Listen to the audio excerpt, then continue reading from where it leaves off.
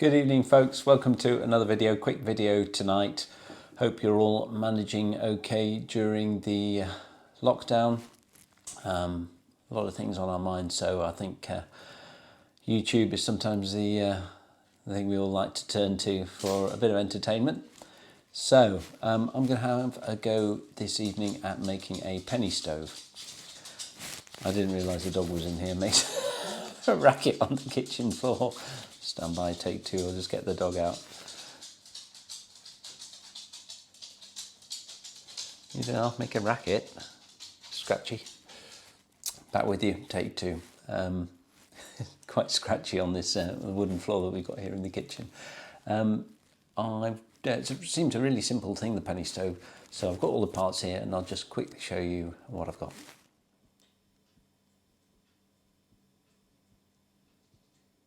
Okay, so from over here I've got some heat-proof adhesive metallic tape.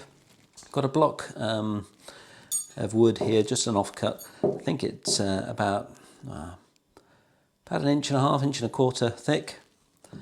Got a brand new blade, Stanley knife blade. Two empty Coke cans. Got a drill with a very small drill bit in. Okay, got my penny, which is really important, some little bit of loft insulation fiberglass, some heat-proof epoxy and some long nose pliers.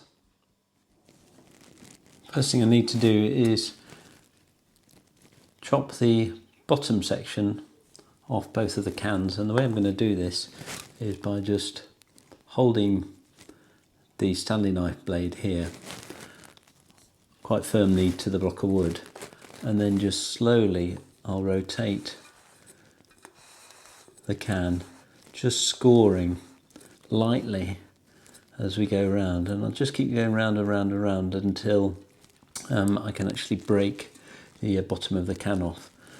This is a first for me, so this is really you're learning as fast as I am, so let's just give it a go. I can feel as I'm scoring that it's just occasionally nipping actually into the can itself, really even this early. So I think, yeah, just there you maybe heard that slightly different tone, and it's going in more and more, so I think maybe just about another full turn and a bit, and I'll be able to try and see if I can just push the can apart. There we go. So there you can see I've got a score all the way around the can. Hopefully, maybe I haven't gone quite far enough yet. No. So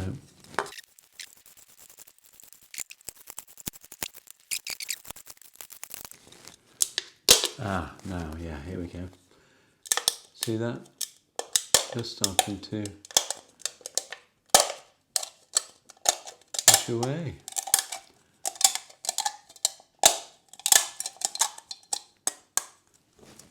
There we are.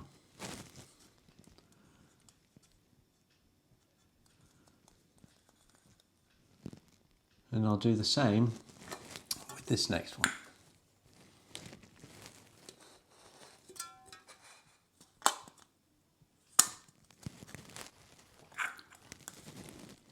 Two.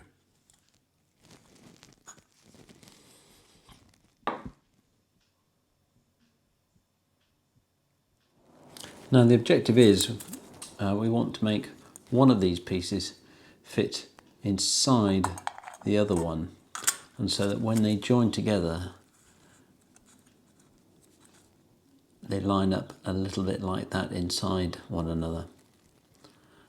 And the way to achieve that is by crimping using the long nose pliers one of these cans whilst it's on a solid surface. I'm going to drill some holes in here. People use thumbtacks occasionally.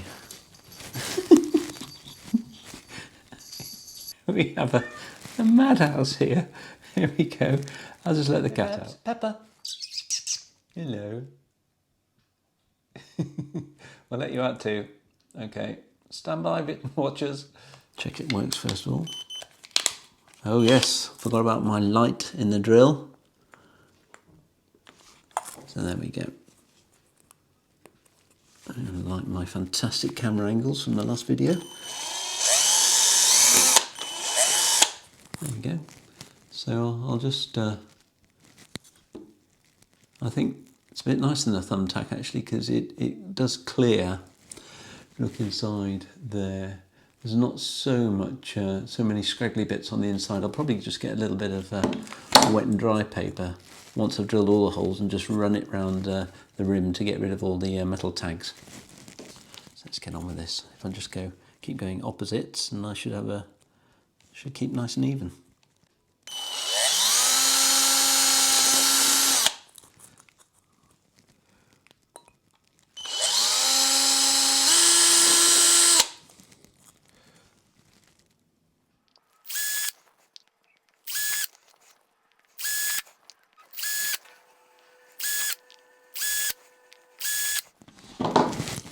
So there we go, even number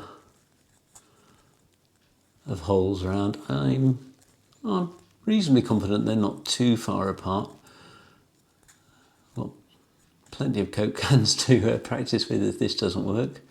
The next thing is to make 4 or 5 holes in the what is the top of the burner, and I think it's important, well, it's really important, that they don't go outside the diameter of this penny here. So I think I'm actually just going to draw a few dots just to show where the edge of the penny will be and make sure that I don't drill the holes outside the circumference of the penny, because the idea is that once this is burning and these have taken flame, the outside holes, is that you then pop the penny on to stop the central burn, and then these just come out a little bit just like your gas hob, hence the name penny stove. We'll see if it works. I'll just get a pen.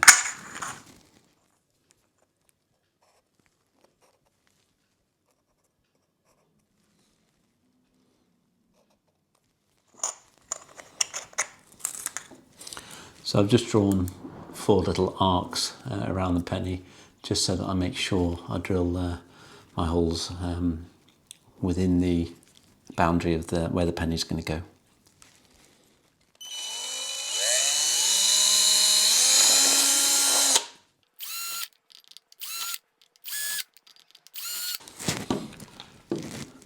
Okay, so I've got 5 little holes in the middle. Right, before I go any further, I'm just going to tidy off the scraggy ends of where the drill bit's gone through with a bit of wet and dry paper. Wet and dry. I've got absolutely tons of this stuff from when I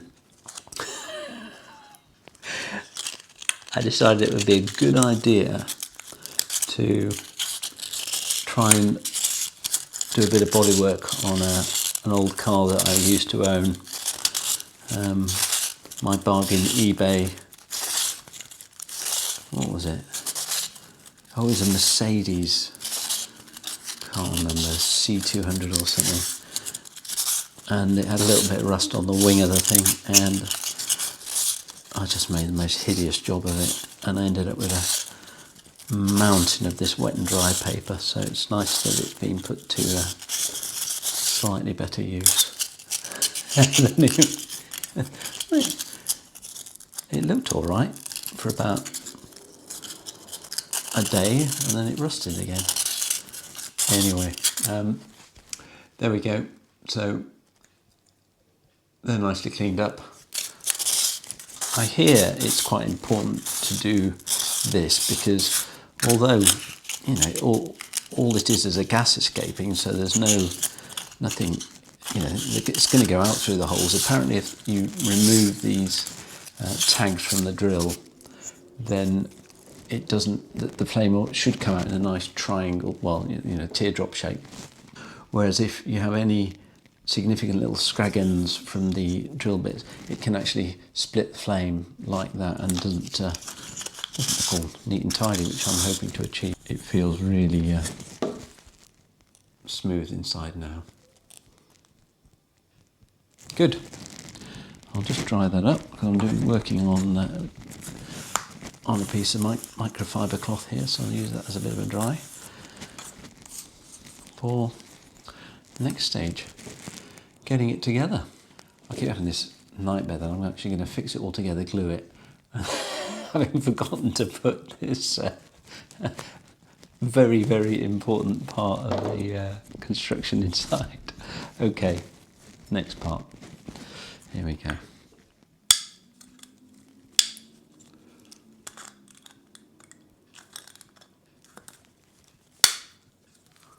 See how the crimping's going? I don't think I need to do it that much. The objective is really to not distort certainly anything further down from there, because it's got to be airtight. So I'm just going to put gentle crimps in. If it's not enough, then I'll just come around and do a few more. But I think that'll work. And that's just starting to crimp all the way around. Maybe gone a little bit far on one of them, but I think that'd be okay. I'll just push that out a bit myself, that's fine. Good. Okay, so crimp round the all the way around the bottom part of the stove, and eventually this is going to go into, you can see it already slips reasonably easily. It's going to go into there, and before that I'm going to put some insulation, some of this loft insulation in the base here. I don't know how thick to put this in. This is real kind of guesswork, but I'm going to put it in, pack it in quite tight. So there we go. Pop the top on, and here's my OCD. Let's get those lined up nicely for no reason at all.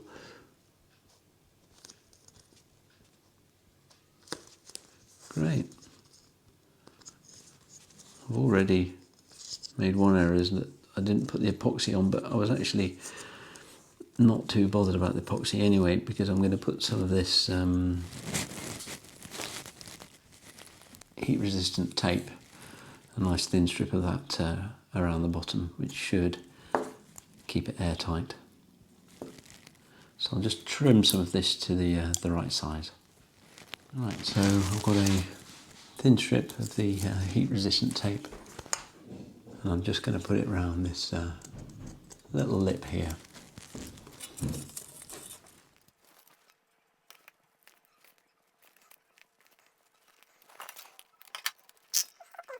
That's going to make a nice airtight seal. If it doesn't, I've learnt from my mistake not to leap ahead, not to rush, and next time use some of the epoxy. But I've used this tape in a lot of projects, and it's been really good. So we shall see.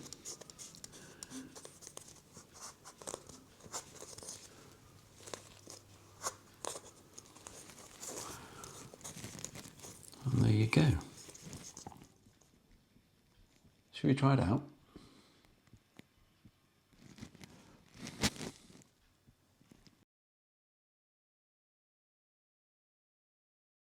Right, so I'm having to crouch down here so you can see the whole thing. I haven't used this before, it's stone cold. I'm hoping it's going to work, but this is as good as you get to live.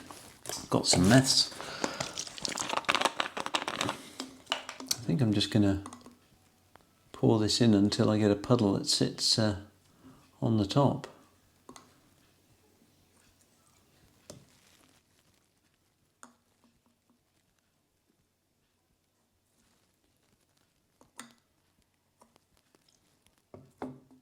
I don't know how much to put in, but who cares? Let's just give it a whirl. I'm thinking maybe you have to have a little puddle sitting on top.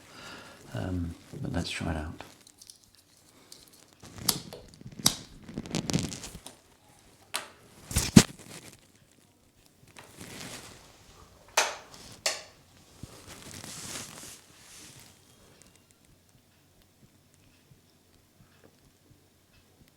Hope you're as excited as I am.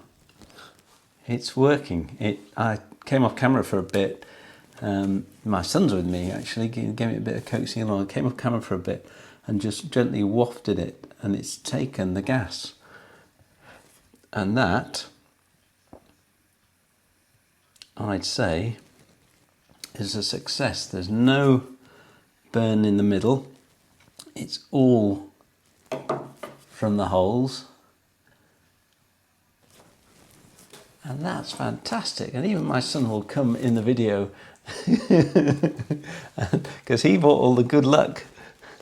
Say hello. Hi. And there is my penny stove. Well, I couldn't be happier. It's just working perfectly. There's no flame in the middle. The pennies block that out nicely. It's a good clean flame. It's coming out nicely out of each of these little ports that I've made. I'm confident that that would do me well. It's just a nice consistent burn. So I don't quite know how I'm going to put it out. I'm certainly not going to try and blow it out. I'll probably just get something to just snuff the flame out. But thanks for remaining patient with me. It was my first attempt at something like this. I think it's a real success.